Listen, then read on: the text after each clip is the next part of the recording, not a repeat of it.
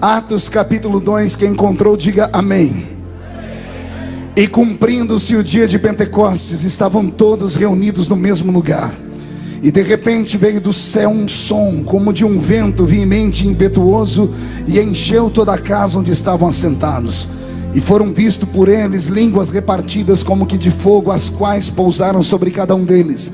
E todos foram cheios do Espírito Santo e começaram a falar em outras línguas, conforme o Espírito Santo lhes concedia que falassem. E em Jerusalém estavam habitando judeus, varões religiosos de todas as nações que estão debaixo do céu.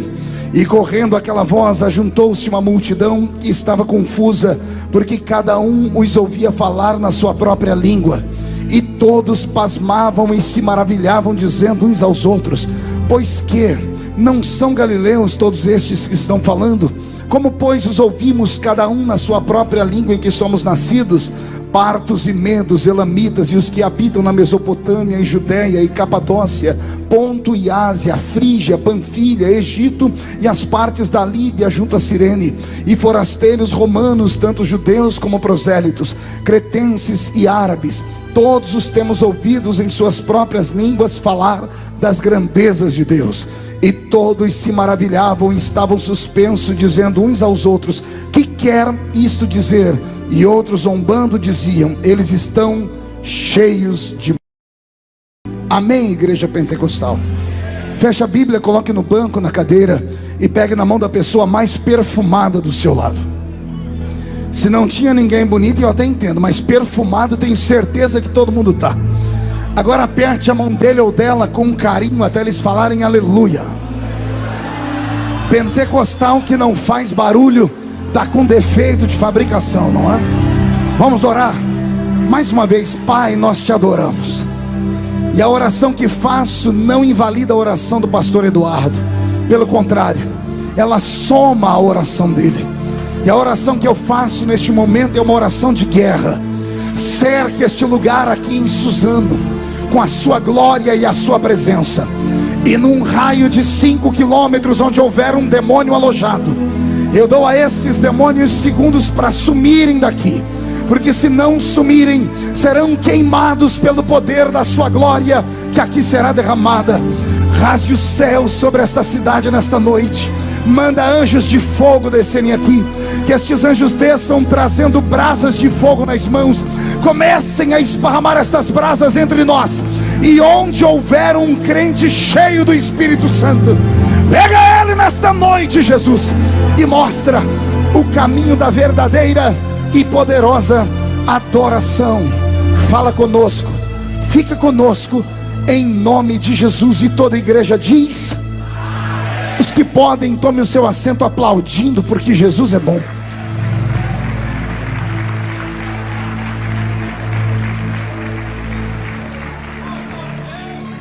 Glória a Deus. Querida igreja, noiva do Cordeiro, simpatizantes da nossa fé, amigos que vieram de perto e de longe, eu tenho nesta noite uma mensagem muito linda, que se o Espírito Santo me der inspiração e Deus me der graça, ao término desta mensagem você vai sair daqui dizendo: valeu a pena. Em plena segunda-feira brava, deixar os afazeres em casa e vir a um culto como esse, para sentir a graça e a glória do Deus de Israel. Eu estou bastante cansado. Estava ouvindo aqui o pastor Moura falar que ele está aqui desde sexta-feira. Eu já perdi as contas desde que dia eu estou na estrada, falando às vezes 2, 3, 4 vezes por dia. Eu sei que de sexta-feira para domingo eu fiquei sem dormir 48 horas, porque eu não estou pregando apenas em São Paulo, estou viajando o Brasil para ajudar alguns amigos, para fortalecermos o nosso sonho, porque em breve viveremos nesse país o governo do justo. Vai se cumprir no nosso país Provérbios 29:2: quando o justo governa, o povo se alegra. E antes de começar a pregar, quero mandar um abraço ao pastor Cizino, ao pastor Reuel, aos seus representantes, que mandem o meu abraço a ele, nosso pai que intercede por nós todas as madrugadas. As pessoas pensam que, por eu estar lá tanto tempo, que eu tenho muita intimidade com o pastor Cizino, ou que eu fico no pé dele todo dia. Eu sei que o pastor Cizino tem 1 milhão de compromissos, e eu vejo às vezes 2 vezes por ano. Não ligo para ele, porque eu sei que ele tem 1 milhão de filhos para atender, mas eu sei que ele me sustenta em oração. Eu sinto a intercessão dele por nós. Por isso peço à igreja que ore sempre pelo patriarca das missões e pelo seu filho e por toda a equipe dos Gideões Missionários. Amém, igreja? Agora murche a barriga, estufe o peito, levante um dedo de profeta para cima, aponte no nariz dessa criatura cheia do Espírito Santo do seu lado e diga para ela: vou profetizar. Nós faremos uma viagem nesta noite, uma viagem só de ida para dentro do coração de Deus. Então quem não quiser fazer a viagem, ainda dá tempo de ir para casa assistir o rebu, porque se ficar comigo aqui, você vai ver o rebuliço que Jesus vai fazer no nosso meio. Mais um grito de glória a Deus, por favor. Perfeito. Roberto, mude a música para mim. Eu prego o evangelho de meu Salvador Jesus Cristo desde criança. Eu tinha 13 anos quando agarrei um microfone como esse para pregar pela primeira vez. Hoje eu estou com 41, com cara de 50, corpinho de 60. Isso é rir porque não é você, a base de vitamina, né? Mas tudo bem. Mas eu não tenho na minha memória, desde a minha infância até hoje, nenhuma lembrança de um culto onde Jesus tenha faltado da reunião. Meia dúzia, entendeu? Vou melhorar a sentença. Eu quis dizer que desde criança até hoje, não me lembro de um culto onde Jesus tenha sequer chegado atrasado à reunião.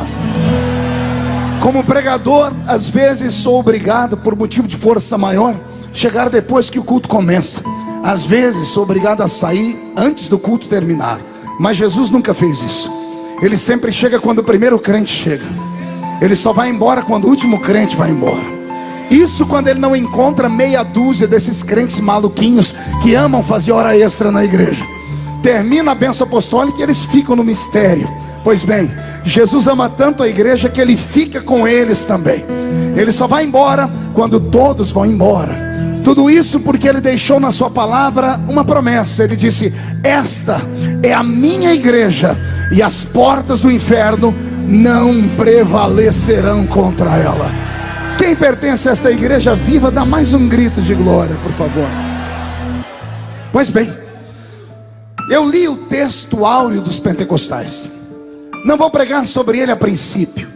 Eu usei apenas esse texto para despertar a memória dos crentes que, embora vivamos num tempo terrível, no mundo perdido, embora vivamos num tempo capitalista, onde os homens acreditam só em mamon, porque o Deus desse tempo é o dinheiro, embora até mesmo as igrejas tenham aderido a esta onda da prosperidade, e parece que olham para Jesus e enxergam ele apenas como um banqueiro, como aquele que pode curar todas as crises financeiras que temos, eu acredito que ainda exista no nosso meio um remanescente de homens e mulheres que, quando atravessam as ruas, as vilas e as cidades e vêm para um evento como esse, vêm em busca daquilo que o dinheiro não pode comprar, vêm em busca daquilo que a matéria não pode influenciar, vêm em busca de um poder metafísico, invisível, sobrenatural, que ainda rege a vida daqueles que são carismáticos e pentecostais. Aqueles que são como eu, criados com um tutano de Jeová, naquelas igrejinhas pequeninas, caindo ao pedaço. Mas os homens e mulheres que ajudaram a moldar a nossa fé eram cheios do Espírito Santo. A maioria deles analfa de pai, e o que sobrava era beta de mãe. Quase todos eles só com 2 dentes na boca, era o zagueiro e o atacante. Mas quando eles dobravam os joelhos no chão, até Deus ficava de pé lá em cima do trono para responder às nossas orações. Homens e mulheres que tiveram a mesma base espiritual que eu tive, não se entregam. Quando entram numa reunião como essa, ficam aflitos quando vêm os crentes que estão na igreja, mas pensam que estão em outro lugar, porque não param de conversar, não param de bater papo, não param de mandar mensagem de celular. Tem alguns que até dentro da igreja não larga a desgraça do Facebook. Alguns entram aqui dentro, como eu estou vendo lá atrás, nem vou olhar para não deletar onde estão, meninas lixando as unhas, casaizinhos fazendo carinho no outro, dando até beijinho no rosto. Esta geração é diferente da minha. Na minha geração, quando entrávamos num lugar como esse, nós guardávamos os nossos pés, porque tínhamos certeza de que esse lugar era um lugar santo. Oxalá que nesta noite você se desligue da terra e encha a sua botija de azeite. Nesta noite, eu vim pregar para aqueles que ainda acreditam que mesmo Deus sendo invisível, Ele é real e Ele está entre nós. Eu li o texto sobre a descida do Espírito Santo porque é sobre esta personagem que eu quero pregar. Quero falar sobre a terceira pessoa da Trindade. E já começo a explicar que mesmo estando Ele na terceira pessoa da Trindade, isso não diminui em nada. Ele não é menor do que o Pai, tampouco é maior do que o Filho.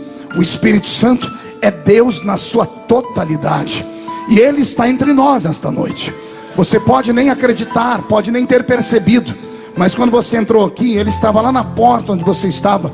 E quando você passou por Ele, Ele ficou ansioso. Eu imagino a figura, Ele olhando para você com aqueles olhos de paixão e amor, Ele apertando as mãos ansioso e dizendo para si mesmo: quem sabe é hoje, quem sabe ela hoje se lembra que eu existo. Quem sabe ele hoje se lembra que sou eu o galardoador, que sou eu que tenho os dons, que sou eu que posso transformá-los em pastores, pregadores, evangelistas, presbíteros, missionários, profetas, cantores, ungidos. O Espírito do Senhor está mais ansioso por este culto do que eu e você acredite nisso. Pois bem, este ser tão poderoso que chegou a esta terra há 2000 anos atrás de mala e cuia, porque antes de vir de Malicuia, ele já fazia algumas viagens por esta terra. Ele entrou nesse nosso mundo para mudar a história da raça humana. E eu queria nesta noite pregar exatamente sobre isso. Quero falar sobre o mover do Espírito Santo na história.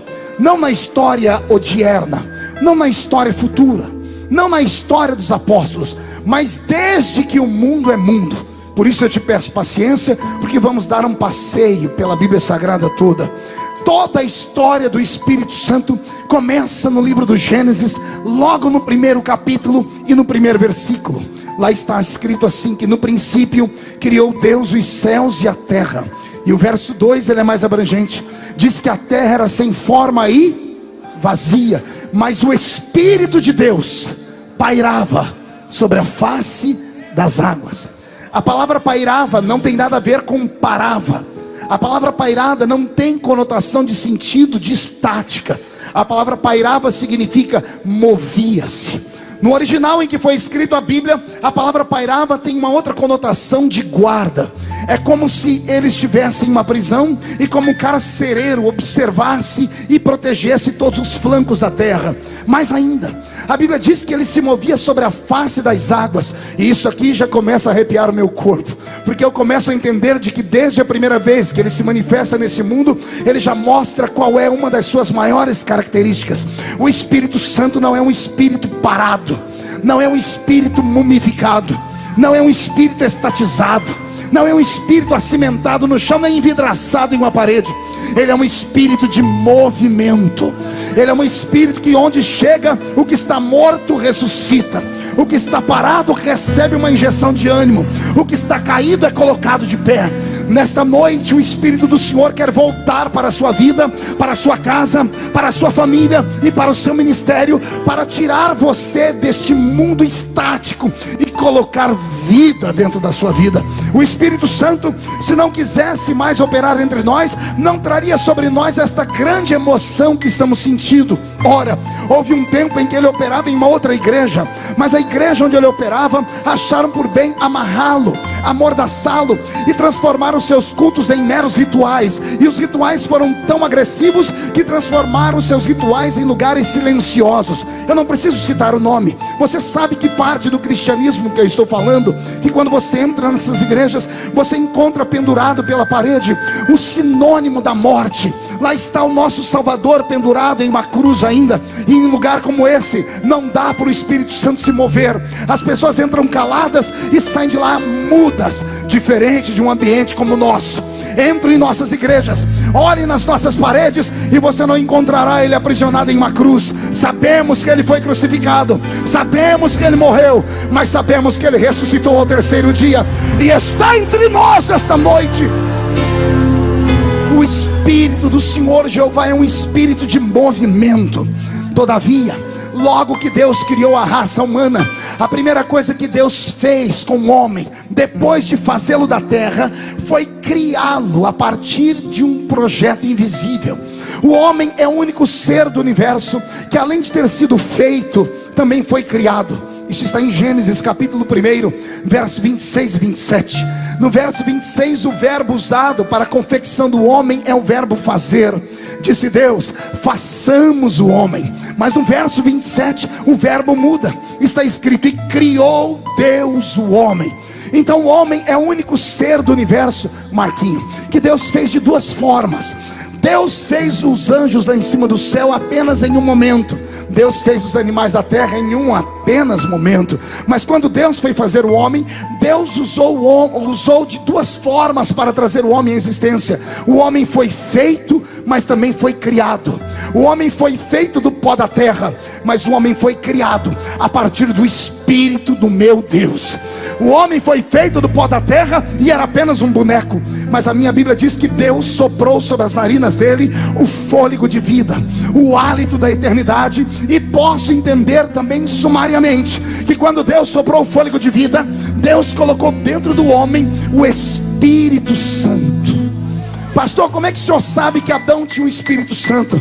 A minha Bíblia diz que todos os dias de tarde Deus visitava o Éden. Deus só visita o ambiente onde o Espírito Santo está. Deus só fala com o homem que tem o Espírito Santo. Deus só consegue se comunicar com aquele que tem parte do céu dentro dele. Isso aqui é interessante. Abre a mão direita, bate no peito e diga para quem está do seu lado: eu tenho aqui dentro parte do céu e parte da terra. Olhe para mim e diga: como assim, pastor?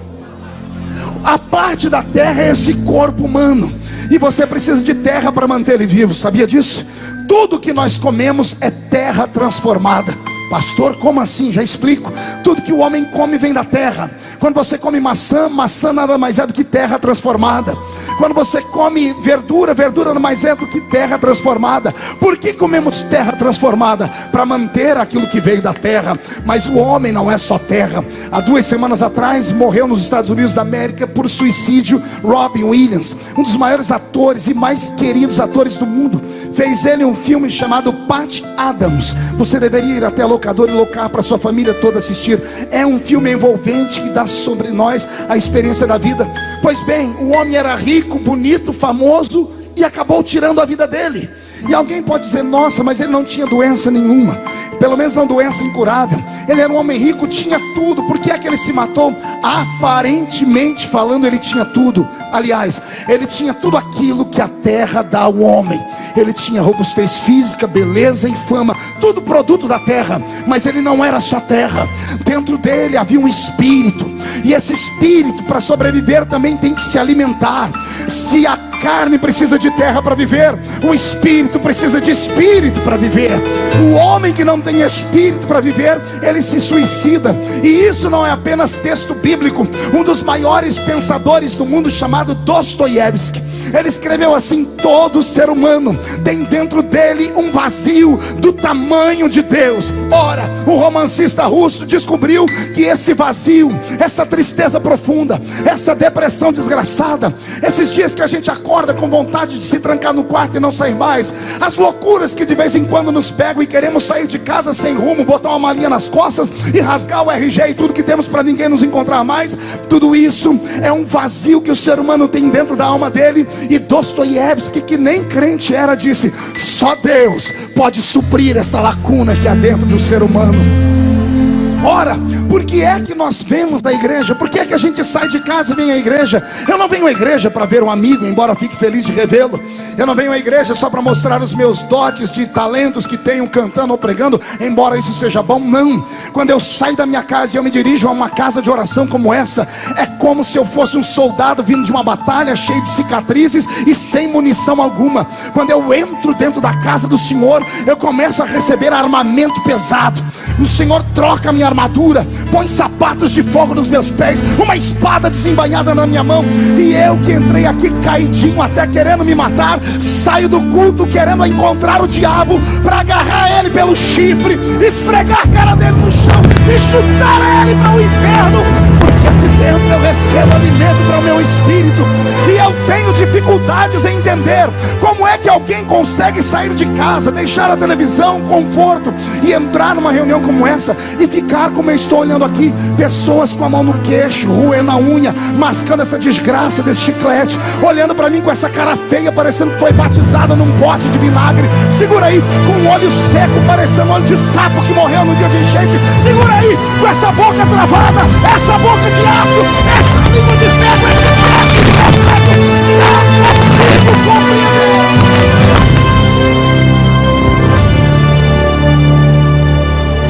O pior é que você senta com esse aí, esse geladão, e ele vai te dar desculpas. Ele vai dizer: eu não sou mais menino de igreja, eu não sou mais pentecostal desequilibrado, eu sou estudado, tenho um anel de formatura, sou poliglota, tenho um carro importado e trabalho numa multinacional. Essas coisas que esse pastorzinho fala não me pega mais. Eu agora sou inteligente, eu analiso, eu filtro, eu uso a minha razão, e antes de dar glória a Deus com o que esses pregadores pregam, eu anoto tudo, vou para casa sondar a Bíblia, quero saber se é verdade. Daqui 3 semanas, se for verdade, eu volto e digo: ele tinha razão. Amigo, aqui não é lugar para isso. Aqui não é lugar para analisar pessoas. Aqui não é lugar para olhar para a roupa, para o cabelo, para a barba, para os olhos. Aqui é lugar de você ter misericórdia da sua alma, seu infeliz. Não, pastor, eu não sou mais menino. Que pena que você não é menino. Que pena que você envelheceu por dentro. Saudade de quando Jesus te tocava e você entrava no reteté da glória dele. Saudade de quando a sua boca ainda era um instrumento profético. Do que adianta ficar bonito por fora e vazio por dentro? Corre o risco da trombeta tocar e você não entender o toque. Corre o risco do Espírito Santo descer e você não ser tocado. Jesus não te trouxe aqui para observar, ele te trouxe aqui para cultuar.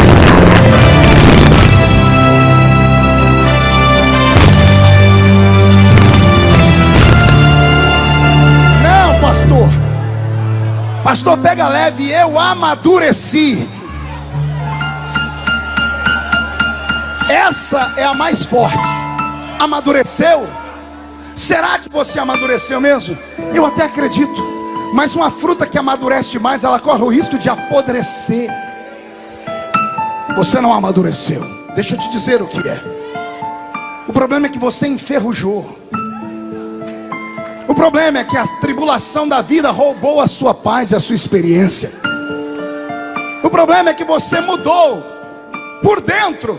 Ah, pastor, o senhor também mudou. Mudei por fora e para melhor. E agora até dei um cortadinho no cabelo, agora estou ficando até mais bonitinho. Eu mudei por fora, e por fora você pode mudar quantas vezes for, você não pode mudar por dentro. Os crentes que me ouvem pregar, de olhos abertos, assim: nossa, ele mudou. Mas se fechar o olho, vai lembrar da voz do menino da Vila Tatu, que prega há muitos anos, e eu nunca deixei a minha fé esmorecer. Sabe por quê? Porque eu não abandono o Espírito Santo, eu não deixo ele sair da minha vida. Eu aprendi com Davi. Davi, no pior momento da vida dele, ele olhou para o céu e disse: tira tudo que eu tenho. Pode levar o reino, pode levar a minha saúde, pode roubar a minha fama, mas não retires de mim o teu Santo Espírito. Deixa eu te dar um conselho nesta noite. Faz o Espírito Santo ficar feliz. Daqui a pouco eu volto. Pois bem, logo depois do livro do Gênesis, o homem que tem sobre esta terra, ele tem o poder do Espírito Santo. E o que eu vou ensinar aqui agora é uma revelação profunda. Adão é o primeiro homem criado por Deus, sim ou não? É o primeiro ser inteligente, sim ou não? Não. Os anjos são os primeiros espíritos inteligentes. O homem é criado na sequência. Agora, todo ser inteligente se comunica com ser inteligente. Tem alguns aí que gostam de conversar com animal, né? Mas esses aí tem que internar lá no Hospital Santa Teresa, né? Um dia desse eu estava num culto, chegou um irmão perto de mim com óculos, fundo de garrafa, cara de intelectual. Era um simpósio. E ele falou para mim: pastor, eu queria discutir teologia com o senhor. Eu disse: vamos lá, eu também gosto. E ele falou para mim: o que o senhor acha da teoria dos animais que vão ser arrebatados? Eu disse: eu acredito. Ele falou: ah, então o senhor é dos meus? Eu falei: sim, acredito, eu estou falando com um jumento que vai para o céu.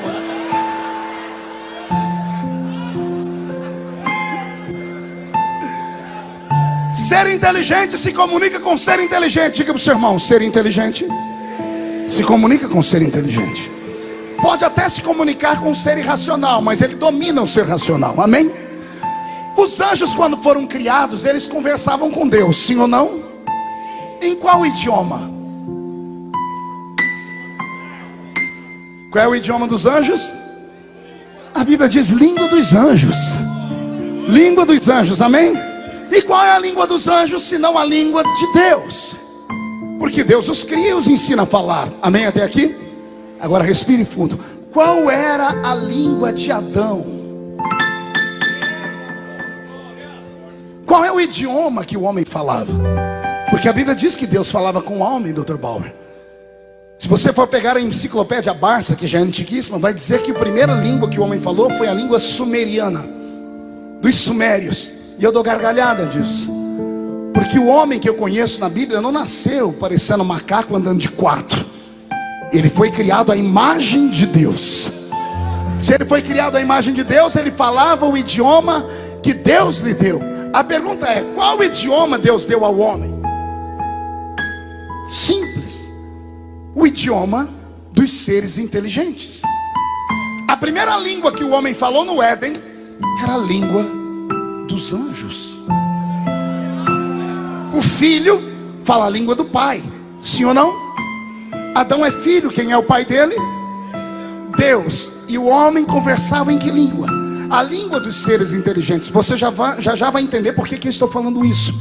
Deus falava com o homem no seu idioma, até o dia que o homem pecou. O dia que o homem pecou foi uma tristeza muito grande, e Deus teve que trazer a morte a este planeta, matando um animal para cobrir o seu pecado, a sua nudez. Logo na sequência, o homem recebe de Deus as maldições que ele tem que trabalhar: a mulher sentindo dores ao dar à luz, a serpente perde a articulação nas pernas e nos braços, e o diabo vai para o inferno e de lá para cá nunca mais dormiu.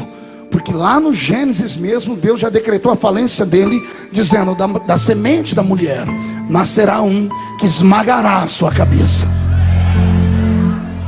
Deus conseguiu tentar ainda um relacionamento com o homem, porque Deus apostou que na posteridade do homem haveria homens que fossem seus amigos. E logo nos filhos de Adão nós vemos a falência. Encontramos um Abel puro e santo, mas encontramos também, pastor Gedilson, é esse nome, né? Acertei. Encontramos também um Caim completamente possesso por espíritos estranhos. E é Caim quem assassina o seu irmão Abel. Logo que o homem começa a sentir o gosto do sangue na boca e começa a se transformar numa raça miserável, os descendentes desses empestiam a terra com sentimentos malignos. Nós vamos até o dia em que Deus procura um homem na terra chamado Noé, porque era o único justo que ainda havia. E Deus diz para ele: Noé, o meu espírito não ficará mais com o homem. Talvez tenha sido essa a maior maldição que veio sobre a raça humana. O meu Deus, o Criador dos céus e da terra, que soprou nas narinas do homem o Espírito Santo, chegou no livro do Gênesis com Adão, ou melhor, com Noé, e disse: eu vou arrancar o meu espírito do homem, porque o homem não merece ter a presença dele. E Deus cumpre o que fala. Logo depois do dilúvio, nós vemos um homem se levantar na terra, cujo nome era Nimrod. E Nimrod é um homem que a Bíblia diz que ele era um poderoso caçador. Não pense que a Bíblia está elogiando. Quando você procura no original, a palavra poderoso significa terrível, truculento e assassino. A história diz que esse homem matou o pai para dormir com a própria mãe e ter filhos com ela. A raça de homens que desce sobre a terra é uma raça tão violenta e tão maligna que Deus não deixa mais o Espírito Santo na terra. O Espírito Santo é arrancado da terra. Só que ficou aqui aquilo que o homem havia aprendido do Espírito Santo. Pergunte o quê? Só fala se todo mundo perguntar. As línguas. O homem ainda falava um idioma só, que era um idioma não universal. Não, melhor, não o idioma da terra, mas o idioma universal.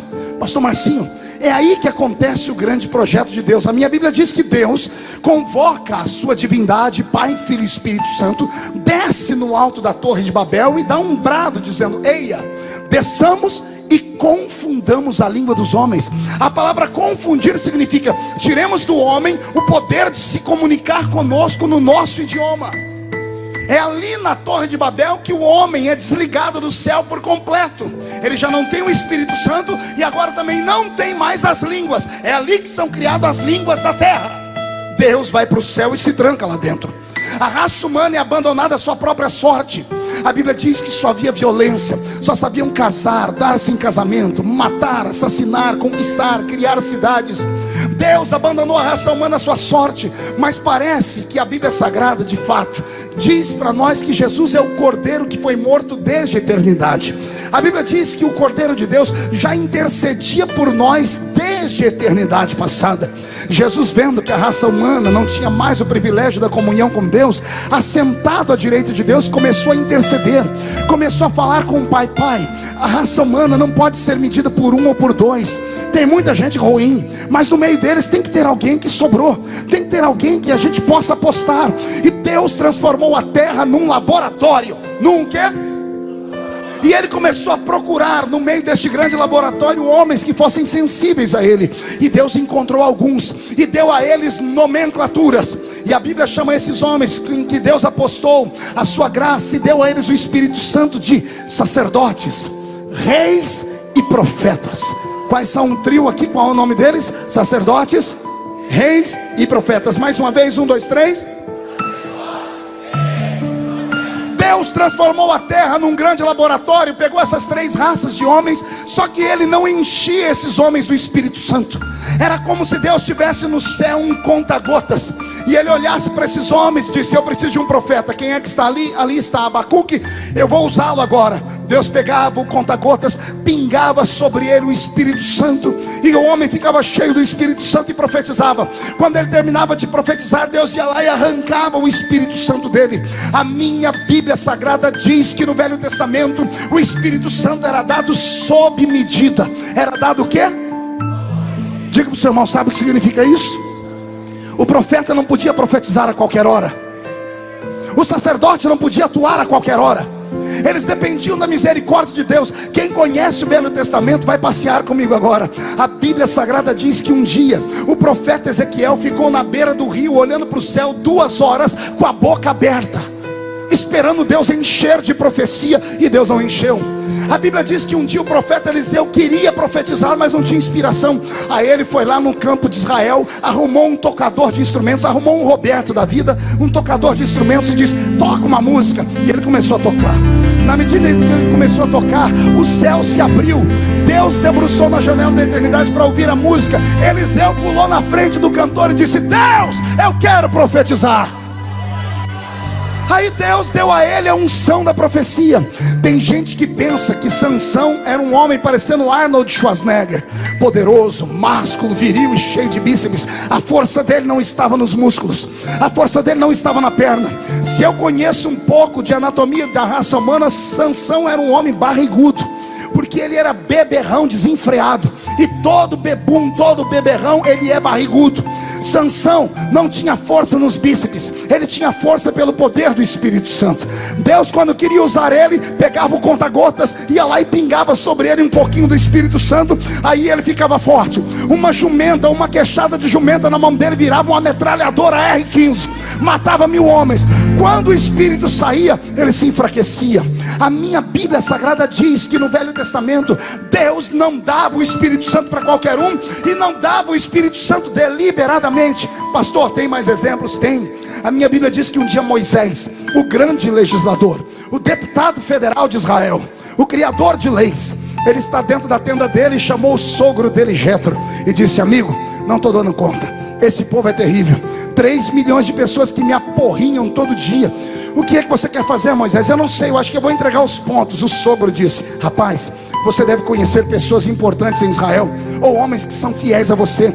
Faz uma lista, escolhe alguns, fala com Deus para repartir a carga. Moisés achou interessante a história, subiu no alto da montanha e disse: Deus, o que o senhor acha de a gente levantar no meio de Israel líderes, chefes de 1000, de 10.000, chefes de 100, porque eu sozinho não estou dando conta. Deus olhou e disse: é boa ideia, Moisés. Quando ele vai descendo, o senhor diz: não, Moisés, faz o seguinte, escreve uma lista com um nome, escolhe 70. E Moisés anotou o nome dos 70. O Senhor disse: traz a lista para mim. Moisés disse: está aqui a lista. O Senhor disse: então fique em pé. Por quê, Senhor? Porque eu vou retirar do que eu te dei e vou repartir com mais 70. Deus poderia muito bem ter dado aos outros uma experiência particular, mas a Bíblia diz que Deus retirou do espírito que estava em Moisés. Deus pegou o conta-gotas, fincou no espírito de Moisés e puxou. O que saiu de Moisés, Deus andou no meio da congregação e pingou na cabeça de 68 que vieram à frente. Mais 2 não foram encontrados a tempo. A Bíblia diz que eles estavam no meio do arraial, e a Bíblia diz o nome deles: Eldade e Medade. E quando o Espírito Santo desceu sobre todos, Eldade e Medade no meio do povo estavam andando tranquilo, quando de repente começaram a pular, começaram a dar glória a Deus e a cantar. Aí começaram a profetizar. E quando eles começam a profetizar, tem um enxerido, com todo respeito, sempre tem um enxerido quando o Espírito Santo vai descer. Sempre tem um coveiro espiritual que nunca recebe nada e não quer que ninguém receba. Sempre tem um crente cascudo, parece cipó verde. O infeliz, quando você acha que ele está no Pentecoste, ele só está transpirando, o fogo pegando, ele até chora, mas não pega fogo nem com reza brava. E esse geralmente não quer que ninguém pegue fogo perto dele. Ele viu os 2 meninos começaram a pular, foi pelo canto, chegou lá na tenda de Moisés para falar com Moisés. Tem que passar por Josué, e ele vai no ouvido de Josué e diz: Josué, tem 2 moços dando escândalo no meio de Israel, eles estão pulando, profetizando, lá não é lugar disso. Josué ficou irado, botou a mão na espada, chegou em Moisés e disse: Moisés, chegou a informação que tem 2 homens profetizando no meio de Israel, e o profeta aqui é o Senhor. Eu posso ir lá mandar eles parar? Com a espada eu tenho autoridade. A Bíblia diz que Moisés olhou para Josué e disse assim: ah, Josué, oh Josué, quem dera não só os 68 que estão aqui, quem dera não só os 2 que estão lá, quem dera todo Israel fosse cheio do Espírito Santo. O sonho de Deus era que todo ser humano fosse cheio do Espírito Santo, mas Deus encontrou bloqueios e barreiras no Velho Testamento, até que um belo dia Deus estava muito feliz. Ele olhou para uma nação que vivia o pior de todos os momentos de seca. Estamos no livro do profeta de 17 anos, 835 anos antes de Jesus nascer. Seu nome é Joel. A situação é tão grave que a história diz que a chuva descia, mas 1,5 metro antes de chegar do chão ela evaporava, porque o que subia da terra era um mormaço tão grande que a água não molhava a terra. Eles não foram salvos no verão, não foram salvos na cega. É por isso que a Bíblia tem aquele versículo tão lindo: passou a cega, findou o verão, e nós não estamos salvos. Porque a cega, quando Israel colhia os frutos que vinham da seara, e a outra parte, o verão, era quando Israel colhia os frutos das árvores, as tâmaras e as maçãs. Quando a colheita de cereais não vingava, Israel esperava o milagre vir dos frutos, e aí eles trocavam com outras nações. Mas no tempo de Joel, a Bíblia diz que Deus pesou a mão. Não houve colheita nem na cega, não houve colheita nem no verão. Quem já leu o livro do profeta Joel chorou, porque a Bíblia diz que até os animais baliam olhando para o céu, implorando por misericórdia. A Bíblia diz que as mulheres que tinham bebês desmamados levavam eles para a rua, e o choro da criança subiu ao céu em forma de clamor. Quando todo Israel foi para o meio da rua, e os velhos rasgavam as vestes dizendo: perdoa o nosso pecado, adoramos Baal, Astarote, Azera, Marduk, mas tu és o único Deus. Quando Israel clamou, Deus foi lá na casa do menino de 17 anos, colocou na boca dele uma trombeta, que eu chamo de trombeta do avivamento, e ele foi para o meio da praça e disse assim: assim diz o Senhor, Israel, há de ser que nos últimos dias derramarei do meu espírito sobre toda a carne. Vossos filhos e vossas filhas terão visões, vossos velhos sonharão sonhos, e naqueles dias derramarei do meu espírito sobre os servos e sobre as servas. Toda a carne verá a minha glória. Quando o profeta Joel profetizou isso, eu imagino que ele mesmo colocou a mão na boca e disse: o que eu estou falando? Como pode toda a carne receber o Espírito Santo, se Deus só derrama o Espírito Santo sobre sacerdotes, reis e profetas? Israel e toda a nação esperou que Deus derramasse o Espírito Santo nos seus dias, mas atravessamos a Bíblia Sagrada e vemos que os homens que recebiam o Espírito Santo parece que não davam valor a ele. A Bíblia diz que Davi, o homem segundo o coração de Deus, dormiu com uma mulher que não era dele e mandou matar o marido dela. O homem mais sábio da Bíblia, Salomão, morreu em loucura por causa do amor das suas 1000 mulheres. A minha Bíblia Sagrada diz que até Moisés, o grande pastor de Israel, ao invés de começar o seu ministério dando vida, começa matando um homem, enterrando na areia. A Bíblia Sagrada nos mostra que todos os homens com quem Deus tentou manter relacionamento de amizade fracassaram. Era a forma do diabo andar nessa terra e gritar para o céu dizendo: todos os homens que levantarem aqui, eu derrubo e assassino. Dito e feito. Chegou um dia que a paciência de Deus se esgotou. Estamos no livro do profeta Malaquias. Por que é que você acha que ele e o seu contemporâneo Zacarias têm profecias tão violentas? Uma delas é de morte e destruição do mundo, onde eles dizem assim: o sol ficará tão quente que a terra vai ferver, os olhos dos homens apodrecerão em torno da sua própria órbita. Mas quando eles estão profetizando maldição, Deus enxerga o futuro e inspira um deles a olhar para o céu e a gritar assim: todavia, para aqueles que temem ao Senhor, nascerá o sol da justiça. Terminamos o Velho Testamento. Em Malaquias Deus se cala e Deus desmonta o cenário da sua glória. Pergunte como?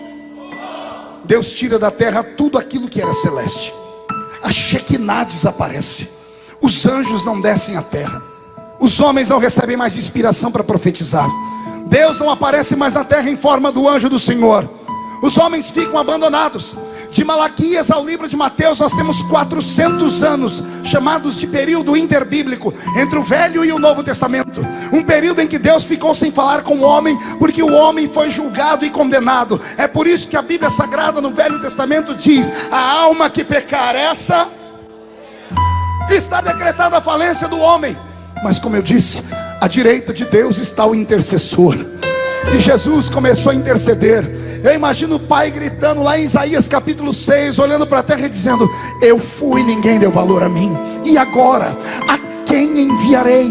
Quem há de ir por nós?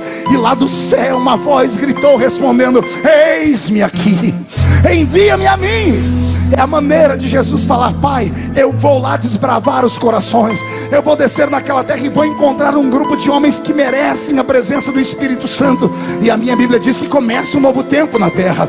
Israel ficou 400 anos sem ouvir profeta, até que Deus rompe, até que Deus começa a trazer o avivamento. E o avivamento não começa com palavra doce, o avivamento não começa com profeta meia boca, o avivamento começa com um profeta macho. O profeta entra em Israel com o cabelo desse tamanho, a barba desse tamanho, uma roupa de pelo do camelo, magricele com a vareta, carne queimada pelo sol, comendo somente gafanhoto e mel silvestre. E ele abre as portas de Jerusalém gritando: arrependei-vos, porque é chegado o reino de Deus na terra. Olharam para ele e perguntaram: tu és o Messias? Ele diz: não, eu sou a voz do que clama no deserto.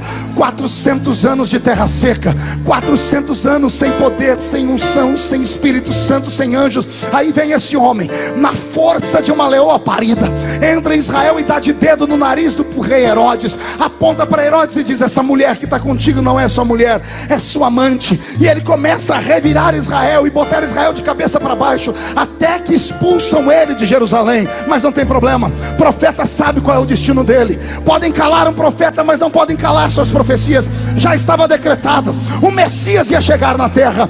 E um belo dia, esse João está na beira do rio Jordão batizando os homens e mulheres, quando de repente desce pela encosta da montanha um homem diferente. E ele, que chamava todo mundo de raça de víbora, nesse dia não chama de víbora. Ele aponta a mão e diz: eis aí o Cordeiro de Deus que tira o pecado do mundo.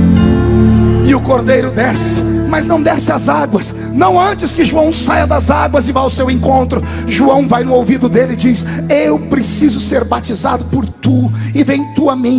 E ele diz a ele: fique tranquilo, para que se cumpra a lei, me batize. João, quando vai batizar Jesus, oh glória, a Bíblia Sagrada diz que quando João deita Jesus nas águas, o céu se abre. um facho de luz desce sobre aquelas águas, e desce sobre Jesus, aquele que havia saído da terra no livro do Gênesis, aquele que Deus apenas pingava sobre a cabeça dos homens. Diz a Bíblia que o Espírito Santo desceu sobre Jesus em forma corpórea de uma pomba, e quando isso aconteceu foi tão tremendo que Deus abriu a boca no céu e gritou: eis aí o meu filho amado, em quem me comprazo. Mas o mais lindo é que quando João estava indo para cima de Jesus, a multidão começou a perguntar: quem é esse? Que até João vai atrás dele para ouvir. João escutou, foi subindo as águas do Jordão e foi gritando: esse é o homem que eu falei. Eu, na verdade, vos batizo com água para arrependimento, mas não sou digno de desatar as alparcas dos pés dele. Se eu vos batizo com água para arrependimento, ele vos batizará com o Espírito Santo. Ele vos batizará com o Espírito Santo. Ele vos batizará com o Espírito Santo e com fogo. É em Lucas capítulo 4 que a minha Bíblia diz: e Jesus se alegrou no Espírito Santo. Em João capítulo 20, logo que Jesus ressuscita, que ele para o seu colégio apostólico, olha para os que tinham sobrado, porque um tinha se matado, e faz assim sobre eles: ei, discípulos,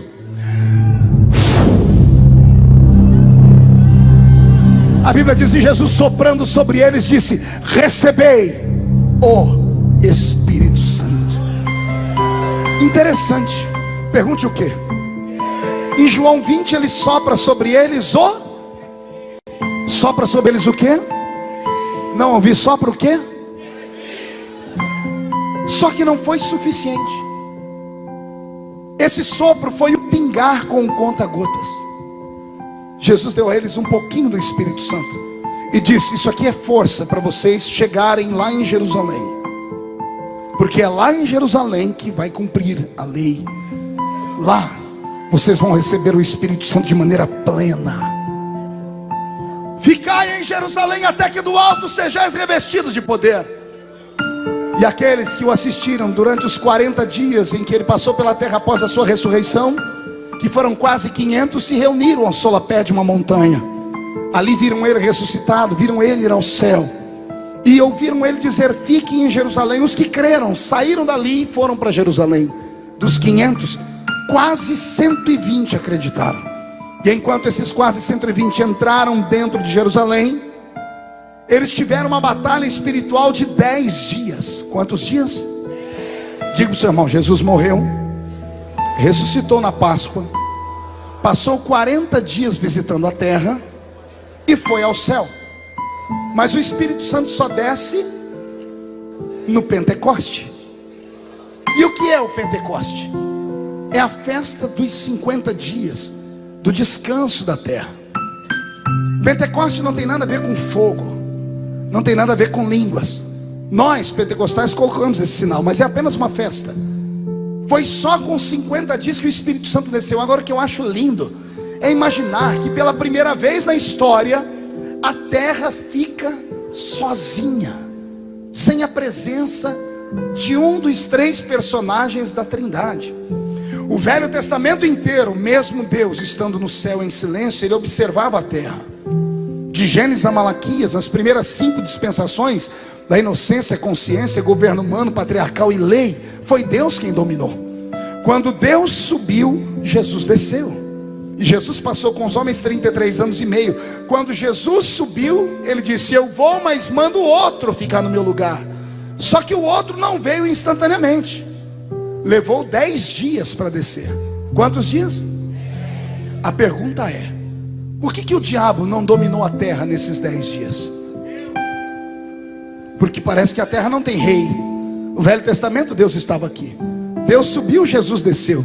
O diabo não dominou porque Jesus estava aqui, o príncipe estava aqui. Mas Jesus subiu e o Espírito Santo não desceu.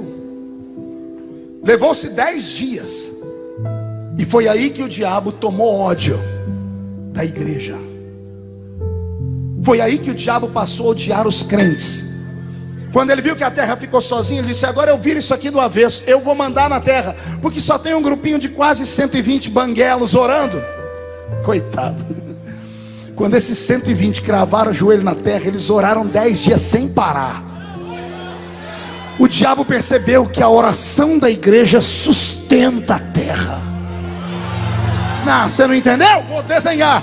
O diabo percebeu que a oração da igreja sustenta a terra. Por isso Jesus disse: as portas do inferno não prevalecem contra você. Agora pergunte para mim, pastor, por que Jesus levou 10 dias? Porque quando ele entrou no céu e deu um abraço no Pai, para convencer o Pai de que o Espírito Santo tinha que vir aqui e morar conosco, não foi nada fácil. Deus deve ter argumentado com o Filho dizendo: eu enviei o Espírito Santo sobre Adão e ele traiu. Mandei sobre os filhos e os filhos traíram. Eu arranquei o Espírito Santo da terra porque ele é sensível, ele é um gentleman, ele é um cavalheiro. Eu enviei o Espírito Santo sobre os homens e os homens traíram ele mesmo assim. Você esteve lá, ficou cheio do Espírito Santo e eles mataram você. A raça humana não merece o Espírito Santo. Se eu conheço a Bíblia, Jesus não sentou no trono durante 10 dias. Durante 10 dias ele chamou o Pai para uma conversa e disse: Pai, calma, não é assim. Olha lá para a terra. E Jesus fez aparecer diante do Pai aquele cenáculo, aquele lugarzinho pequeno com 120 crentes se acotovelando. E Jesus disse: tem gente ruim na terra, mas tem gente que te ama. Não são muitos, mas são meus. Se o Senhor apostar neles, um dia eles vão implantar o reino de Deus na terra. Eu imagino Jesus falando: Pai, tá vendo aquele barbudinho ali? Aquilo ali é Pedro, me deu um trabalho miserável, mas enche ele do Espírito Santo para o Senhor ver o que ele vai fazer. Pai, até Tomé, que duvidou de mim, está ali ajoelhado. E durante 10 dias Jesus ficou diante do trono sem sentar, dizendo: Pai, manda o Espírito Santo. Eu fiz uma promessa, eu disse que eu viria e ele desceria. Durante 10 dias Jesus intercedeu por nós ininterruptamente, todos os segundos pelo relógio da terra. 10 dias diante do Pai dizendo: manda, manda, manda, manda. Quando o Pai parava de olhar para o Filho, olhava para a terra, tinha 120 crentes de joelho dizendo: manda, manda, manda, manda. Quando o Pai parava de olhar para a terra, olhava para o Filho manda, manda, manda, manda. Quando ele olhava para a terra, estava os crentes: manda, manda, manda sobre nós o seu poder. Manda, manda, manda sobre nós o seu poder. Foi o primeiro dia, o segundo, o terceiro, o quarto, o quinto. Batei, batei e abri-se-vos-á. Pedi, pedi e dar-se-vos-á. No 10º dia Deus deu um grito: tá bom, chega. Espírito Santo, querido companheiro, venha cá. E lá vem aquele Espírito lindo. Roberto, me dê o seu melhor. Eu me emociono quando falo dele. Ele é invisível, mas é real. Você nunca verá o Espírito Santo com uma espada na mão. Você nunca verá ele com pedras ou com poder de acusar alguém. A Bíblia diz que ele tem um poder diferente. Ele intercede por nós com gemidos inexprimíveis. Pense num ser todo poderoso, gentil, meigo. Ele é tão meigo que o símbolo dele é uma pombinha. A pombinha é a única das aves que não desce em cima de carne podre, em coisa fedida. A pombinha é a única das aves que não tem fel no seu estômago. Uma vez pediram para mim: pastor, dê um exemplo do que é o Espírito Santo no culto. Eu disse: o Espírito Santo é como um beija-flor. Você já viu um beija-flor? Tem um pássaro mais lindo.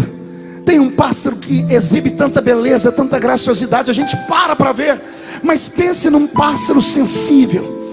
Pense num pássaro que um vento pode derrubá-lo. Pense num pássaro que só vai em flor aberta, e só vai em flor que tenha mel dentro dela, pólen. Assim é o Espírito Santo. E ele está aqui nessa noite, procurando nesse jardim do meu Deus uma flor aberta. Está procurando uma flor que tenha mel dentro dela. Ele está esperando que você derrame as suas lágrimas últimas. Ele está dizendo que ele entende o seu choro, o seu grito, e ele está aqui para te ajudar. Você pode até ter entrado sozinho, mas vai sair escoltado. Ele me manda te dizer que hoje ele vai te encher tanto, mas tanto, que você vai transpirar azeite depois desse culto. E se tem alguém que acredita que ele está aqui, não dá um grito agora não, dá um berro de glória a Deus em Suzano.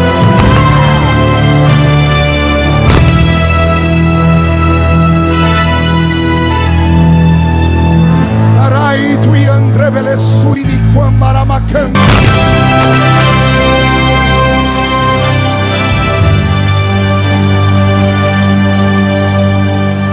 Aleluia.